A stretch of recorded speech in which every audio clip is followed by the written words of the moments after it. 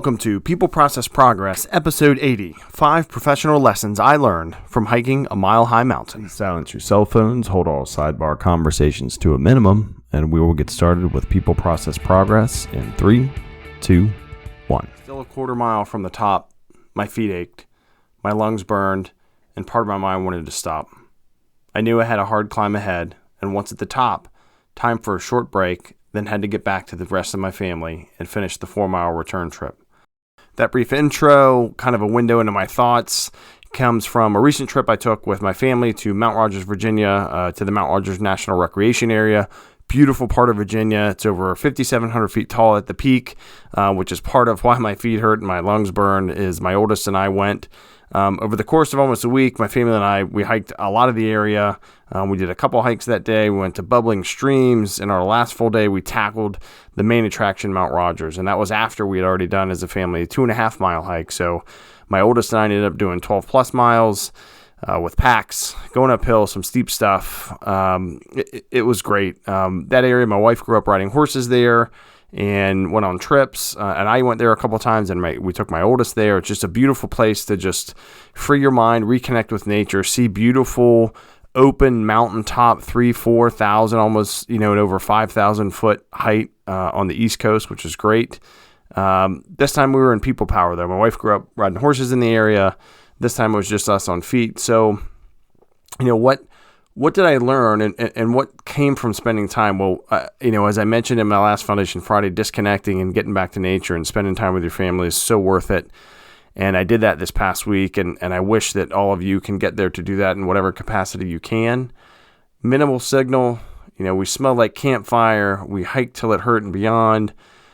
So what can we learn? How can we apply this to not only our personal lives with our families and ourselves? And I'll say for me and my oldest, and we mentioned this when we were close to the top or at the top, our fitness level and staying active gave me a good feel, that we can go 12 plus miles in a day with packs on, and keep going. And sure, my feet are still sore, but, we did it. So what if I had to push? What if my family got stuck and I had to go and I had to get help? It's more than just trying to look good and be healthy and, resist disease. It's practical. What if you're stuck somewhere and you're the one that someone's responsible for, man, woman, child, whomever, but a way to get after it. So I'm going to share 5 things that I thought about in retrospect the day after that I will apply, do my best to apply for the business world, for my professional life, and really in the realm of, my former planning section chief on the All Hazards Management team and currently as a senior project manager. What are these 5 things? And again, I'll share these on, and please visit the peopleprocessprogress.com website, Facebook page, Instagram, and Twitter, and follow us and share. Be greatly appreciated. And so let's jump into the first one. 1, prepare for what may happen. So for me, as a former corpsman, an EMT, a firefighter, an emergency management person, I always think forward to what's the worst that could happen. And sometimes it's depressing. And it's not the best conversation or thoughts for me and my family, but it also means that I'm prepared, right? So in my pack, I have medical equipment, water, snacks, braces, cravats, those kind of things, just ready to go, right? And so I'm the one that does it, and usually I have to use it just like we did in this past hike, right? So I had to use clean out some cuts for my kids and put Band-Aids on them when they fell, run on the rocks and those kind of things. And, I had it as a planning section chief and a project manager.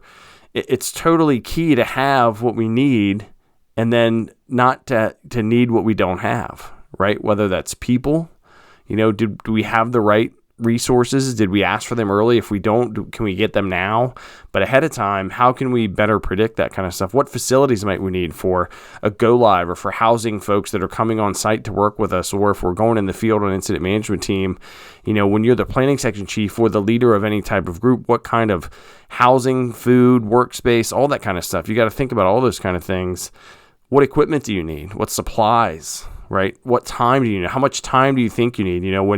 When my oldest and I pushed on, it was late afternoon, 4 something. We knew we had, a few hours, 3-4 hours of sunlight left, but that was to get up and back, which was, hour or 2.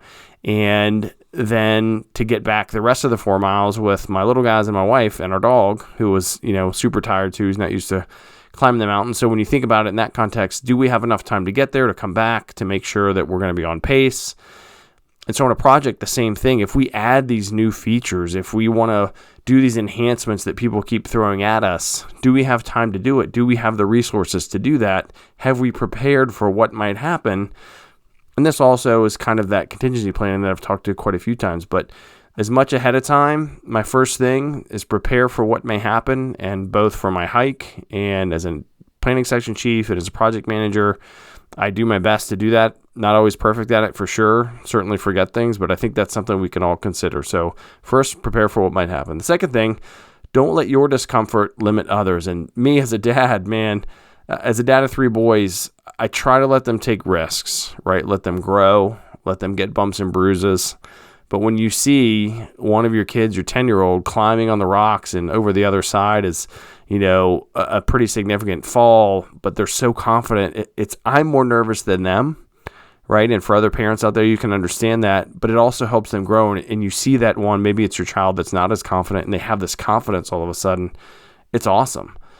I like to balance the potential with the growth opportunity there, right? And the same thing holds true, if you're a planning section chief and you've got these unit leaders and they have an idea, you know what? Let them, if you're not comfortable letting go, that's a skill you have to do as a leader. Just because you're in charge doesn't mean you have to make every decision at every level and be in the weeds with everybody. Sometimes you have to stand back and let people do things. And as a planning or a project manager, rather, that's like the job, right? Unless you're a construction project manager or maybe a technical project manager where the ask is that you have a certain amount of technical know-how in this field, you're gonna facilitate the process and keep people on track and things like that. But if just because you're not comfortable maybe with a decision, or maybe you're leading a team of more junior project managers or other folks, let them lead. Let them do some things like that. We don't have all the answers and we shouldn't, and that's okay. We shouldn't hold others back or let fear or ego, guide our leadership, right? And I found personally for me that, and I told them, I talked to my kids and, I tell them, I am always thinking hopefully 2-3 steps ahead of what could happen, both from life experience and as your dad. If something happens, can I rescue you? Can we do this? Do we have communications? And I'm balancing that with, I want you to spread your wings a bit, climb those rocks, scrape your knees, do that jiu-jitsu, all that kind of stuff. And it's hard to do, but I think that was one of the best lessons that I took from this trip, was to not let my discomfort limit others. The third for me, professional growth opportunity I got from this great personal experience was to get comfortable feeling uncomfortable, right? I can remain calm in real emergencies, but then get totally frazzled when the kids are yelling in the car. It's weird, right? And that's a thing for me. But I think from being used to dealing with, injuries and going on calls and thinking, okay, I'm driving the engine. When I get there, I'm going to put the wheel chucks down. I need to do this or that or pull the lines, whatever it is. And on projects, I don't get too flustered either. There's times I do when I'm stressed out or overwhelmed, but, just trying to think, and maybe jiu-jitsu helps. In fact, somebody's mentioned that to me. Oh, that explains why you're so calm. When you put yourself in difficult situations, or for those of you out there that exercise regularly or do hard things, when you go do maybe your regular job that isn't those real hard things, or maybe if your job is those hard things, you're already comfortable being uncomfortable. And, for me on this hike, that last part hurt, man. I'm 47. I got a knee coming up with another, I think, meniscus kind of thing like I had a few years ago. But again, I was with my oldest son. I was so proud. We were making great pace and my feet hurt, already. And I was like, you know what, but you're going to do this thing. You're going to accomplish this goal. And I think the same thing holds true for us at work, of looking at, what about the impact of risks and issues for projects, or same, very similar for hazards, for incident management teams. Sometimes you're going to have to be a little uncomfortable if you're pulling together a team and they're going to go in dangerous things, a building collapse, God forbid, an active shooter scene, or, any other horrible scene.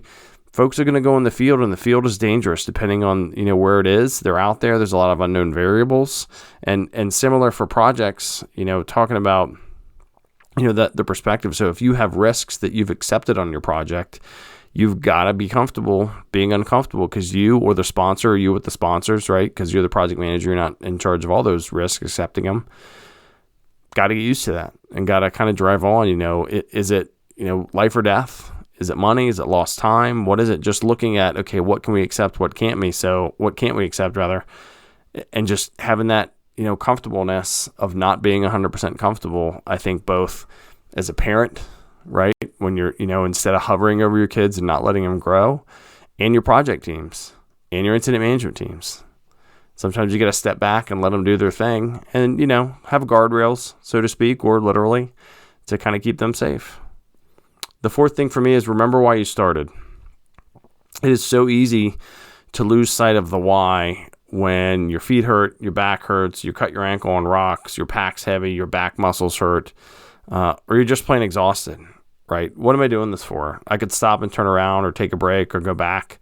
But you got to think about, but I want to reach the highest peak in Virginia, or I want to accomplish and get this new product out. I want to effect the rescue and find the people in the collapsed building, right? I mean, that's what these search and rescue teams, these incident management teams do. That why keeps them driving, save lives. It's true when you're close to the summit or, again, back in the office, say you're doing office work, you're working those 11 to 12, 13, 14-hour days. It can be really easy to lose sight of why in the world am I doing this and step back and go, oh, I'm making organizational change for thousands of people, right? Or I am working to save lives, right, for those out in the field. And, while it's hard, it helps to breathe, take a step back, think of the positive change, right? Or just, like I mentioned about disconnecting, go for that walk, get your exercise in. So remember the change you're making, the goal that you're achieving for yourself, right? It's not selfish to remember why you started some journey in a career or a hard path, or for your family. Are you trying to bring your family back together? Are you working towards that? Or again, the organization that you're going to help change, not just monetarily or business-wise or whatever, but how are you going to make people's lives better? So the fourth one is remember why you started, or your why. This is one, again, as a father, where I always try and instill and help build leadership in my kids. And I do the same thing at work. And I hopefully have done the same thing when I was a first responder and an incident management person, is that there are always opportunities for others, is my fifth thing. My 10-year-old loves chopping wood. So not everybody's going to let their 10-year-old pick up an axe and start chopping wood. Come to find out, he also likes climbing rocks. These two activities, pretty cool for boys to do. Some would say dangerous. And this for my most cautious son. My youngest is pretty scrappy and adventurous. He loves the water and is a big helper for me and his mom. And my oldest is almost 15. He's the leader of the brothers. He works out every day. Great example. And he helped push me to the summit, right? I knew he was behind me. I knew he was there. I'm the dad. So I've got to keep going and keep pace. However, I offered to let him take the lead. I said, hey, do you want to take the lead? Because I knew he was there. He's in great shape. He didn't on the way up. He said, no, I'm good. And then we came back down and we met up with the family. He took the lead leading us down, and I was happy that he did. So that anecdote to me is maybe when we're ready to give folks leadership opportunities, they're not ready. Maybe we think about, okay, no problem. I'll keep driving on. You stick with me. Let's go. But then later on, they are ready to take leadership opportunities. Sometimes they just need time to adjust mentally or physically to prepare for their roles, depending on what career field you're in. The same holds true for incident management team members. So those unit leaders you have in whatever section you're in on the incident management team, maybe they're not ready to step up into the chief role, or a chief's not ready to step up into the incident commander role. So observe that, help pull them up, give them some space. Some people do need a little press. If you've met folks that seem to be pushing back against wanting to take leadership when you know they'd be a great leader, then you have to be kind of creative and think about how you could prop them up. Hey, why don't you come with me and just kind of hang out, observe. We'll talk about it after that. You don't have to make any decisions. We'll work there and kind of integrate them in. Hey, you know what? John's going to give this brief today. No problem. Talk to him about it beforehand. Give them a little bit at a time. Help build them up. Do those kind of things. Certainly solicit their opinions throughout and integrate that into decisions. Hey, another great decision by John. We're going to use his plan today. We're going to do this and that, right? It's just a great way to weave other people's input into the overall big plan that has exposure, but not maybe put them in the limelight. So those in official leadership positions like moms, dads, planning section chiefs, senior project managers, fire lieutenants, and on, should always look to provide opportunity for others to step up and step out of the way. If the new leader at first says no, don't harp on it. Let them observe, then check in at a later time, but do check in again, right? Don't just write that person off. Maybe just at that time they're not comfortable, but again, they might be later on. So that's the 5 things, and I learned a lot more, but that I thought are pretty directly transferable to my professional life, and I'll summarize those in a second. But as I touched on earlier as a bonus, regular fitness prepares us for hardship, right? I found that during my exercise routines, jiu-jitsu, just pushing myself hard really did get me ready for this. So I can't recommend enough. If you're not active now, if you're not regularly active, if you're not exercising, please do so for yourself, for your family, for others around you. You never know when you might need that endurance for yourself or others. So the 5 things that I learned from my wonderful trip with my family: getting in the mountains, disconnecting a bit, pushing my body, reconnecting a bit more even with my family, helping teach my son skills. 1, prepare for what might happen. 2, don't let your discomfort limit others. 3, get comfortable feeling uncomfortable. 4, remember why you started. And 5, there are always opportunities for others to lead. And of course, that bonus, fitness prepares us for adversity. In a future episode, I'm going to cover the 6 essential elements of leadership from Colonel Wesley Fox, United States Marine Corps, retired. And as it turns out, his 6th element, just like the 5th one, the 5th of the foundational 5, is communication. And in that section of the book, I'm going to quote Lee Iacocca from Where Have All the Leaders Gone?, which Colonel Fox quotes, that says, when you look around, you've got to ask, where have all the leaders gone? Where are the curious, creative communicators? Where are the people of character, courage, conviction, omnipotence, and common sense? As leaders, both Lee Iacocca and Colonel Fox, who is a Medal of Honor winner, are hard to follow. But I will say in closing this episode, 1, thank you again for coming here, for listening, subscribing, going to peopleprocessprogress.com, Facebook page, People Process Progress. Connect with me on LinkedIn. I'm Kevin Pinnell. People Process Progress on Instagram.